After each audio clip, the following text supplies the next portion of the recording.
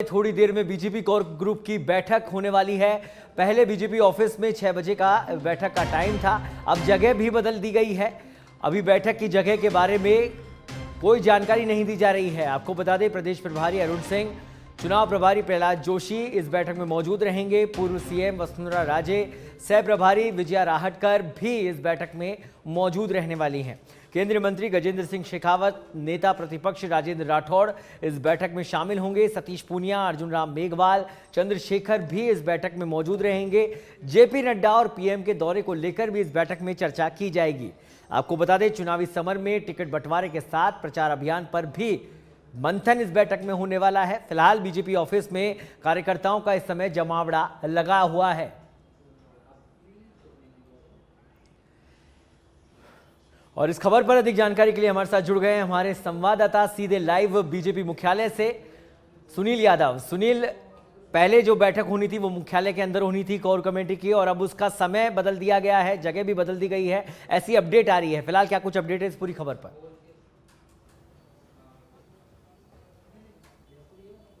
जी बिल्कुल सौरभ, देखिए कि जिस तरह से लगातार जो 2023 विधानसभा चुनाव बेहद नजदीक है, लगातार जो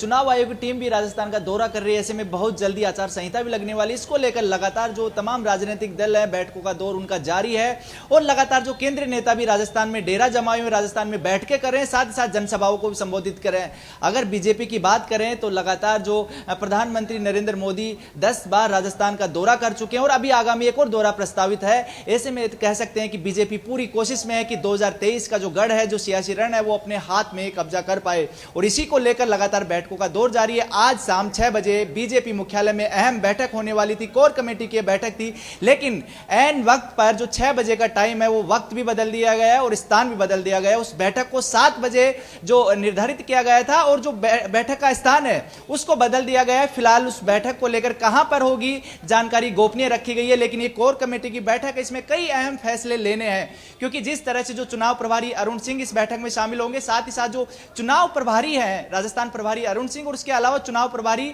जो प्रहलाद जोशी इस बैठक में शामिल होंगे। पूर्व जो मुख्यमंत्री वसुंधरा राजे बैठक में रहेंगी। नेता प्रतिपक्ष राजेंद्र राठौड़, सतीश पूनिया जैसे जो कोर नेता है इस बैठक में शामिल होंगे, और टिकट बंटवारे को लेकर यहां पर अहम जो चर्चा हो सकती है, रणनीति बनाई जा सकती है, क्योंकि अभी जो योजना है वो 2023 के रण को कैसे भी जीता जाए, इसके अलावा जो कांग्रेस का मिशन रिपीट है उसको किस तरह से नाकाम किया जाए, इसको लेकर चर्चा होनी है। और खास बात इस बैठक में यह भी होने वाली कि कल एक बीजेपी बड़ा अभियान शुरू करने वाली है। उस अभियान को परिवर्तन यात्रा के तहत कैसे, जिस तरह से परिवर्तन यात्रा को सफल बनाया गया है, वैसे ही जो आपनो राजस्थान सुझाव आपका संकल्प हमारा एक बड़ा लॉन्चिंग बीजेपी का यहां पर होने वाला है, और उसको सफल कैसे बनाया जाए इसको लेकर भी चर्चा होगी, क्योंकि कल बिरला ऑडिटोरियम से बीजेपी के राष्ट्रीय अध्यक्ष जेपी नड्डा जो आपनो राजस्थान अभियान है उसकी शुरुआत करने वाले, लॉन्चिंग करने वाले हैं, और उसको लेकर यहां पर रणनीति बनाई जाएगी और नेताओं को कैसे एकजुट रखा जाए और इसको कैसे सफल बनाया जाए, क्योंकि चुनाव से पहले यह एक बड़ा कैंपेन है बीजेपी का, क्योंकि जो परिवर्तन यात्रा बीजेपी निकाली थी वो काफी सफल रही है, और राजस्थान के चारों कोनों से परिवर्तन यात्रा निकली थी, और उसमें जो जन समर्थन जुटा था उससे उत्साहित बीजेपी ने, जो समापन हुआ था उसमें प्रधानमंत्री नरेंद्र मोदी जयपुर आए थे और समापन में भाग लिए थे, और उस दौरान लाखों की संख्या में जो भीड़ जुटी थी उसको संबोधित किए थे, और अपने जो तेवर जो बीजेपी ने दिखा दिए थे कि किस तरह जो 2023 के चुनाव को लेकर बीजेपी तैयार है, और जो जन समर्थन जो जुटा था उसको लेकर भी आत्मविश्वास से बीजेपी यहां पर लवरेज है, और उसी को लेकर कल एक बड़ा जो कैंपेन है यहां पर जो एक पूरा सियासी रण तैयार किया जाएगा कि कांग्रेस को किस तरह से मात दी जाए, और तमाम जो कांग्रेस सरकार की जो नाकामियां है उनको कैसे जनता के सामने लाया जाए, क्योंकि कल जो जेपी नड्डा है 51 रथों के साथ इस जो आपनो राजस्थान अभियान की लॉन्चिंग करेंगे, और जो राजस्थान के तमाम 200 विधानसभा चुनाव में ये रथ जाएगा, और वहां पर जनता की जो बातें सुनी जाएंगी और जनता के सुझाव वहां पर लिए जाएंगे। इसके अलावा जो इस बैठक में खास बात यह भी है कि जो आपनो राजस्थान शुरू होगा उसमें 51 रथ तो जाएंगे, इसके साथ साथ मिस कॉल अभियान,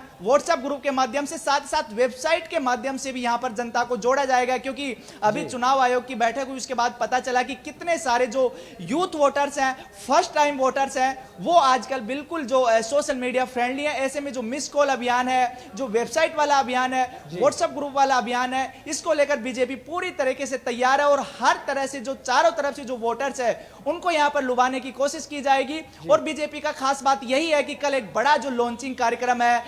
आप नो राजस्थान सुझाव आपका संकल्प हमारा, उसकी लॉन्चिंग करेगी और उसी की तैयारियां आज यहां पर की जा रही है। क्योंकि लॉन्चिंग अलग बात है और नेताओं का एकजुट होना अलग बात है, और इसमें तमाम जो नेता हैं, दिग्गज नेता हैं, वो आज इस बैठक में शामिल हो रहे हैं और कल यही संदेश दिया जाएगा कि राजस्थान बीजेपी एक है और एक होने के साथ ही 2023 के रण में उतरेगी। जी सौरभ। जी बिल्कुल सुनील, एक अहम बैठक है और तमाम रणनीति यहां पर तैयार की जाएगी, लेकिन सबसे महत्वपूर्ण बात इस समय यह है कि हर किसी को इंतजार है उस सूची का कि कौन किनको टिकट मिलने वाला है, कौन उम्मीदवार अब बीजेपी के सामने आने वाले हैं। अगर उसको लेकर अपडेट की बात की जाए तो वो क्या कुछ मिल पाया है, किन लोगों के नाम पहली सूची में शामिल किए जाएंगे, कितने नाम वो होंगे और कब तक ये सूची आगे जारी हो जाएगी, उसको लेकर क्या कुछ अपडेट है? जी बिल्कुल सौरभ, ये जो तमाम जो टिकट बंटवारे को लेकर ये बैठक है काफी अहम है, क्योंकि आज की जो बैठक है कोर कमेटी की बैठक है, बेशक इसमें कल की जो लॉन्चिंग है उसके बारे में चर्चा हो, लेकिन खास बात यही होगी कि जो टिकट फाइनल किए गए, क्योंकि पिछले 4-5 दिन से जो टिकट की पहली लिस्ट है उसको लटकाए हुए है बीजेपी, क्योंकि कांग्रेस ने पहले ऐलान किया था कि इस बार जो चुनाव की जो पहली सूची है टिकट वितरण की जो किया जाएगा, इसके अलावा जो उम्मीदवारों की जो सूची है वो बेहद पहले जारी कर दी जाएगी, करीब 2 महीने पहले ये सूची आ जाएगी। इसी को लेकर बीजेपी भी उसी जो राह पर उतर रही है और कैसे पहले जो नेताओं की पहले सूची जारी की जाए ताकि उनको वक्त मिले कि जनता को कैसे जोड़ा जाए, और इसी को लेकर पहली सूची के कयास पिछले 3 से 4 दिन से लगाए जा रहे थे। कल यानी 1 तारीख को भी सूची जारी होने की जो खबरें सामने आई थी और लगातार इस पर बने हुए भी थे, और उसके बाद ये जाहिर किया गया है कि प्रधानमंत्री नरेंद्र मोदी का चित्तौड़गढ़ दौरा है, उसके बाद 2 तारीख को यह सूची जारी हो सकती है, लेकिन अभी तक यह सूची जारी नहीं हुई। ऐसे में जो 35 से 40 उम्मीदवारों के जो नाम है पहली सूची में, यह तय है कि 35 से 40 उम्मीदवारों के नाम फाइनल कर लिए गए हैं, लेकिन वो नाम बाहर नहीं आए। एक बार हो सकता है कि इन्हीं 35 से 40 नामों पर फिर से चर्चा हो ताकि जो नेताओं में एकजुटता रहे, साथ ही साथ जो बाकी जो दावेदार है उनमें किसी तरह की नाराजगी ना हो, क्योंकि कई बार जो बागी के तौर पर उम्मीदवार उतरते हैं वो समीकरण बिगाड़ते हैं। ऐसे में तमाम जो नेता हैं, जो स्थानीय नेता हैं, अलग अलग दावेदार, कहीं देरी होने का कारण सुनील ये तो नहीं है कि कांग्रेस की पहली सूची का इंतजार किया जा रहा हो, यहां पर देरी होने का कारण कहीं ये तो नहीं है कि पहले कांग्रेस जारी कर दे पहली सूची उसके बाद बीजेपी जारी करे, पहले आप चल रहा हो इस समय? जी बिल्कुल, ये भी खेल हो सकता है कि पहले कांग्रेस जारी करे, पहले बीजेपी जारी करे, क्योंकि ये जो कमिटमेंट था ये कांग्रेस का था। कांग्रेस ने लगभग 3 से 4 महीने पहले जो कांग्रेस का आला कमान है, प्रभारी सुखजिंदर सिंह रंधावा जब राजस्थान का दौरा कर रहे थे, राजस्थान में तमाम जो पर्यवेक्षक प्रभारी उतारे थे कांग्रेस ने, तभी ऐलान किया गया था कि इस बार कांग्रेस बेहद जल्दी लगभग 2 से 3 महीने पहले अपने उम्मीदवारों की सूची जारी कर देगी। ऐसे में कांग्रेस अभी उम्मीदवारों की सूची जारी नहीं की है और कांग्रेस की तरफ से अभी पहली लिस्ट का किसी तरह की चर्चा भी बाहर नहीं आई है। ऐसे में बीजेपी भी ये इसी राह पर हो सकता है चल रही हो या इसी रणनीति पर काम कर रही हो कि पहले कांग्रेस अपनी लिस्ट जारी कर दे, क्योंकि कई बार नेताओं के जातीय समीकरण, सोशल इंजीनियरिंग भी यहां पर जो राजनीति में बेहद जरूरी है और सोशल इंजीनियरिंग के तहत ही पूरी जो चुनावी रणनीति तैयार की जाती है। ऐसे में जो सामाजिक जो पूरा जातीय जो समीकरण है ये साधने की कोशिश में बीजेपी भी जुटी है और कांग्रेस भी जुटी है, और यहां पर यह बिल्कुल सही बात है कि कांग्रेस और बीजेपी कोई भी पार्टी नहीं छोड़ना चाहती, और कहीं ना कहीं एक बड़ा कारण यह भी है कि पहले अगर सूची कांग्रेस की तरफ से जारी हो जाएगी तो इधर रणनीति और अलग तरीके से बनाई जा सकेगी। बहुत बहुत धन्यवाद सुनील इस तमाम जानकारी के लिए।